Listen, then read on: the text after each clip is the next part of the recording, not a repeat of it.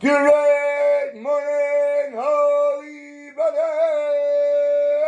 Thank you so much for joining us today on our pathway to peace inside the Garden of Peace. If you're following along, we're on page 137, and today's lesson is called Kickstarting Kesuvos.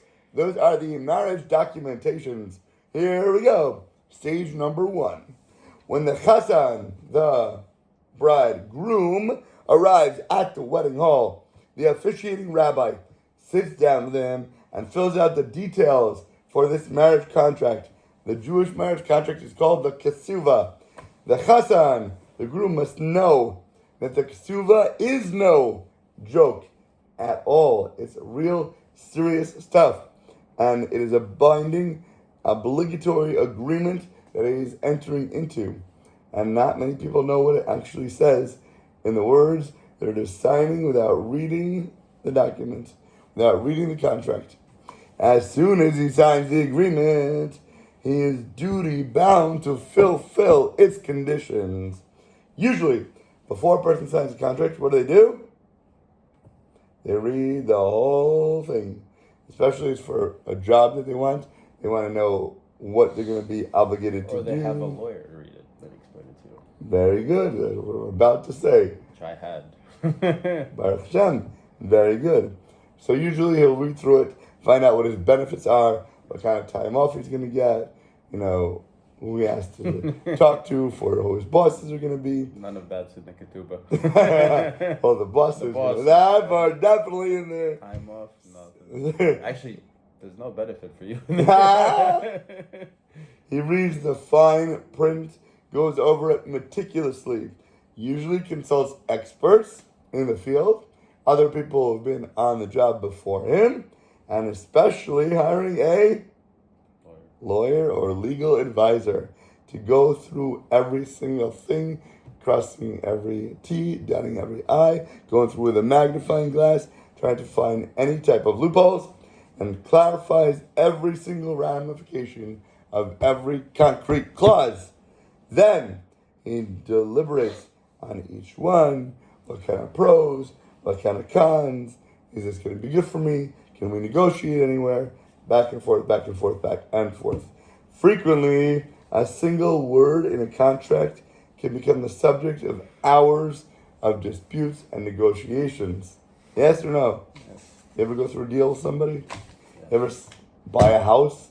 It's like 30,000 pages of forms and documents you have to sign.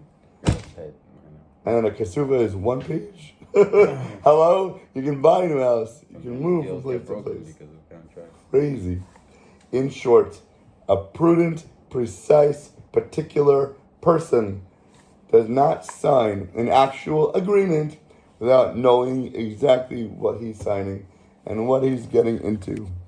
By contrast, by signing the Kesuva, the contract of marriage, one assumes not just necessarily like a lease like a car for a few years, not even like a home which you might live in for 40, 50 years, or even a life.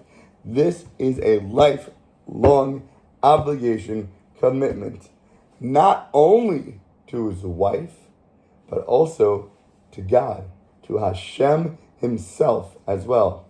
He does this in the presence of parents, of all his family, of amazing real rabbis, and a whole congregation of friends or acquaintances that he invites to this huge party.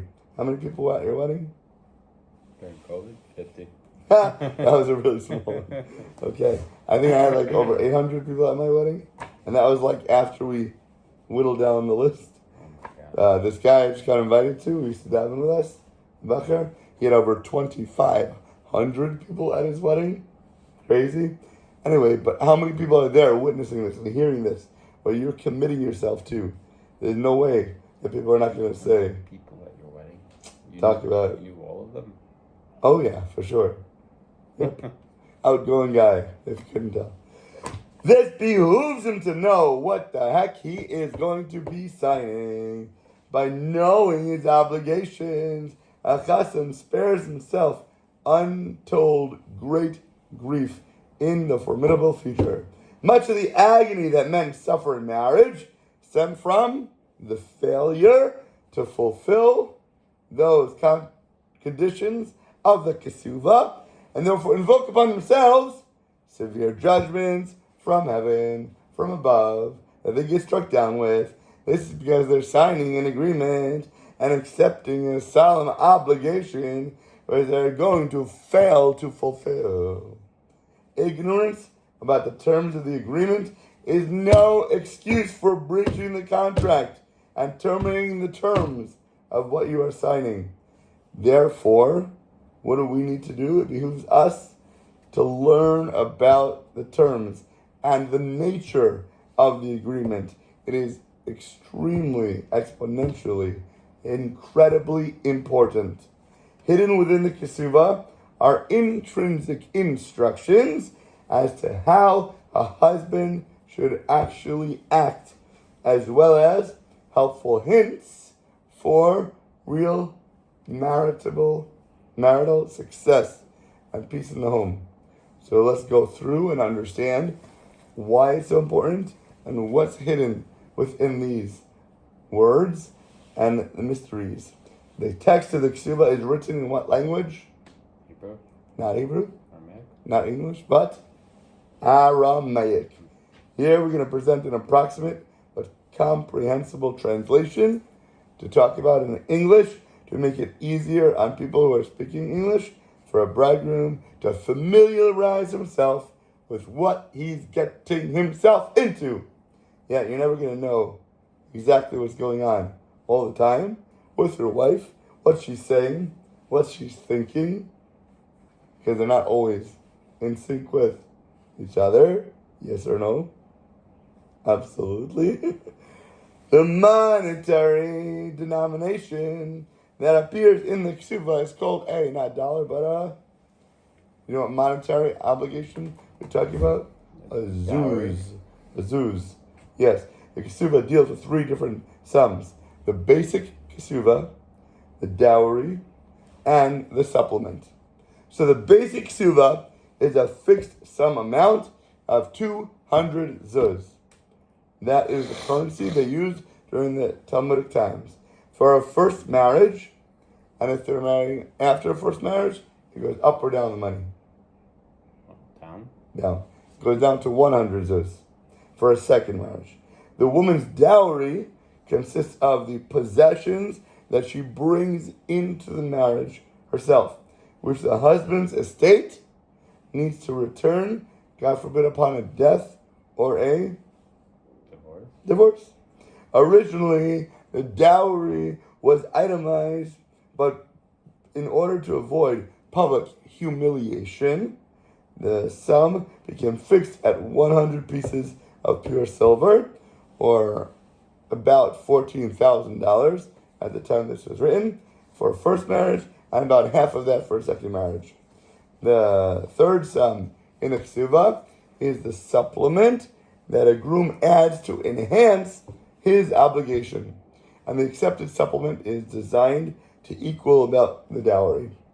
In some communities and in rich families, an additional supplement is added to make it more on the value of what should be for this couple. So the text of the Kesuvah. You ready to jump in? Here we go. With divine assistance, on the blank day of the week. What day did you get married on? Day of the week, do you know? I think Sunday. Sunday. That's a very popular day. We got married on a Tuesday, the third day of the week. And on the second day of the week, when the Torah in the Bible, it's written that God said, it should be, it was good every day. On the second day was not written. Some commentaries say because God created hell and Gehenna on that day. And, it's not wonderful to have this kind of burning that people have to go through, even though it's a cleansing process for us to be able to get in the next world. People don't want to talk about suffering, that is actual suffering as being good. So God saved the goodness for the third day, where he wrote Kitov, Kitov, that it was good, like really good, twice. So a lot of people like to get married and a double day of delightfulness. Tuesday. Then it says the blank day of the month of blank. And in the year, whatever that year is, 5,000 or 700, wherever up to now. And as we reckon time here in the city of wherever they are, the groom's name, the son of whoever that is, and said to the bride, blank, and the daughter of blank.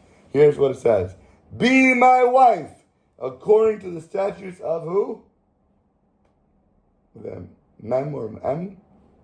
Mo? Whose name? Be my wife. Pick a name. Hebrew name? Mo? Yeah, very good. I don't know why you picked that one. Moshe and Israel. And I will work for.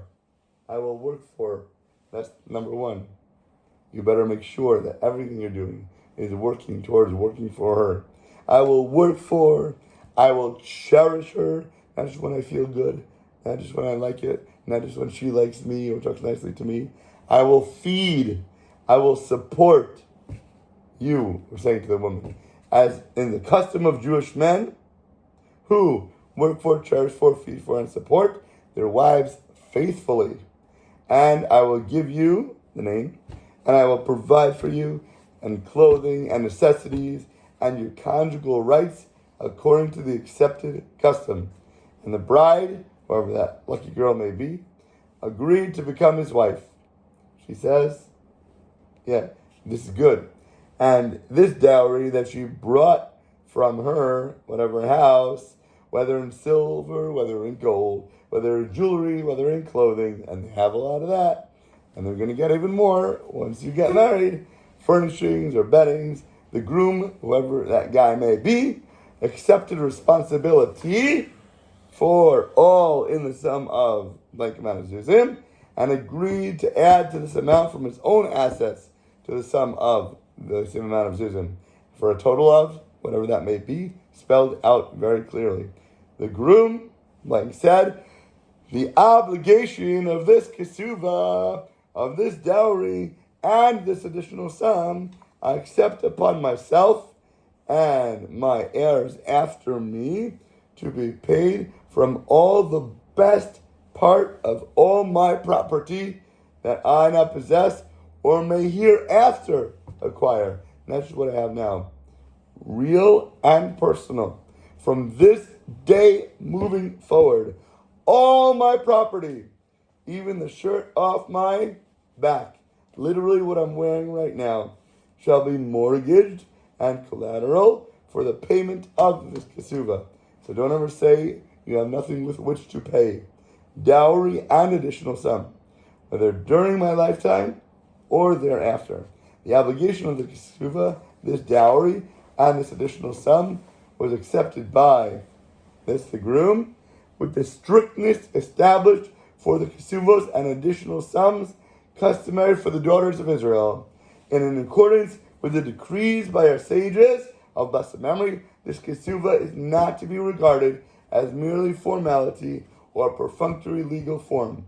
We have established the acceptance on the part of whatever his name is, son of whatever, the groom to blank, the daughter of blank, the bride of this contract, all of which is stated and specified above with an article fit for that purpose, and shall be valid and clear and binding, and we always have signed by a witness and signed by a second male witness.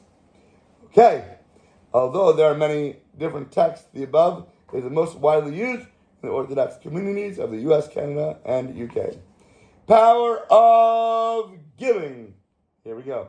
The first characteristic of the kesuva that grabs our attention is that how many things does it list for the woman to do? For the man? 2. What's that? The kids. Does it say that here?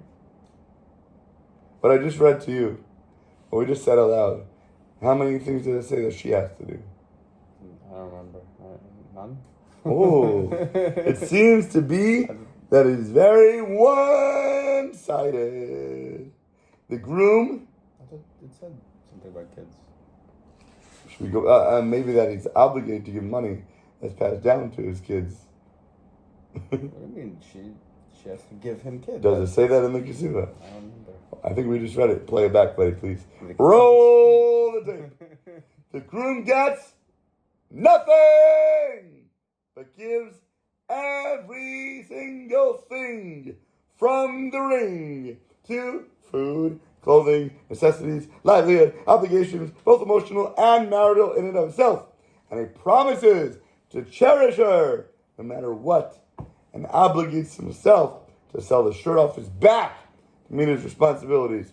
Yet, she commits to not anything other than agreeing to marry him. That's all. Holy brother, you better read this again. And what in the blazing blazes is going on here? How does this make any sense? Why would a guy in his right mind sign such a contract? Let his lawyers hash it out. Let him say that she can't be a crazy witch. Let it say that she can't be an emotional mess. Let it say that she's obligated to give him kids. Let it say a million things in this for her. Wake up. What is going on here? So, we see that the Kesuvos is a list of the husband's commitments to his wife on a spiritual, on a material level, signed in his own free will, dude. Nobody's coercing him. Nobody has a gun to his head. Nobody's saying you sign this or else. And with a smile, with an open hand. And we are going to talk about the mysteries of the Kabbalah, of the text, of what a marriage really means deep down inside, and why everything is so slanted, seemingly, towards the guy. Stay tuned! It's going to be a doozy for next time. And in the meantime, have an awesome, audaciously amazing rest of your day.